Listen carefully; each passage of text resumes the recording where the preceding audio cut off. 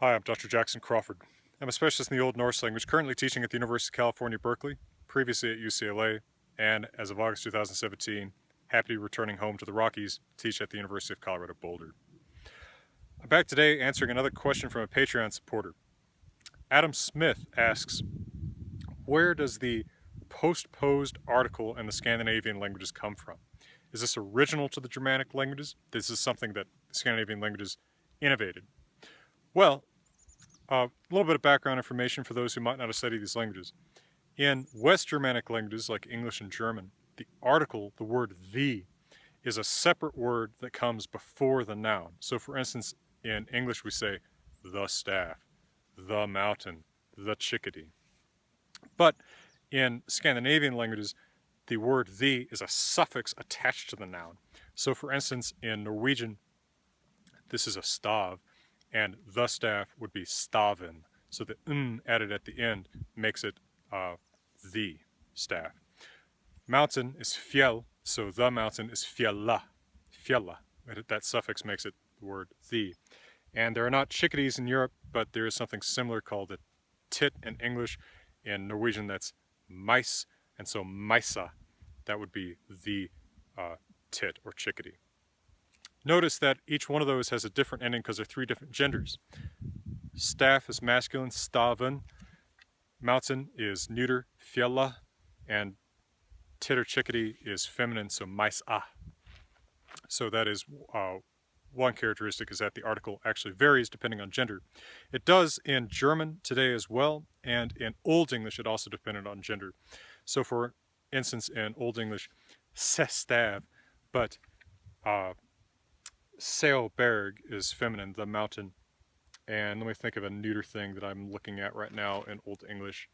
I don't know. That ship, the ship. I'll just throw that one out there. Anyway, in Proto-Germanic, there probably was not yet a definite article. A lot of the old Indo-European languages don't have the definite article the at all. For instance, in Latin, there's no definite article. There's no difference between staff and the staff, mountain and the mountain.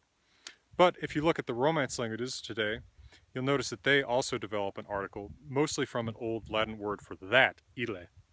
So Spanish el, French le. But notice that in Romanian, this article is added at the end of the word as a suffix. So for instance, Romanian dracul is the dragon, as opposed to drak, just dragon. Something similar has happened in Scandinavian. So from a Proto-Germanic system where there's not an article, the West Germanic languages, and incidentally Gothic, the East Germanic language, take a word for that and use that as the article as a separate word before the noun. So English, the staff, the mountain, the chickadee, similarly German der, die, das, added before a word. Scandinavian uses a different old word for that is actually related to English, jan. So in a sense, what you're saying in a Scandinavian language, you say the staff is just saying staff jan, mountain jan, bird jan. Actually sounds kind of homey to me. But this jan word, which of course loses the y, because Scandinavian always loses the sound y at the beginning of words. Compare English year to Scandinavian or, English young to Scandinavian etc. This word loses the y. It has a different ablaut quality. It doesn't have the o vowel in English o. It has a front vowel, e or I. This gets added to the end of words, but it was originally actually a separate word that followed the noun. How can we tell? Because it should have caused I umlaut on the noun if it was actually considered to be part of the same word. It does not cause I umlaut, and so we can tell that at least up to the end of the Viking Age, this must have been considered a separate word that followed the noun. But sometime in the transition to Classical Old Norse, it becomes interpreted as a suffix to the noun, and that's how the Scandinavian languages do it. As a side note, there are dialects of Danish that do not have the suffix definite article, but actually have a preceding definite article like in German or English. It's difficult to know if this is German influence or if this is just a separate development in South Jutlandic Danish, but so there are Scandinavian languages that do it differently.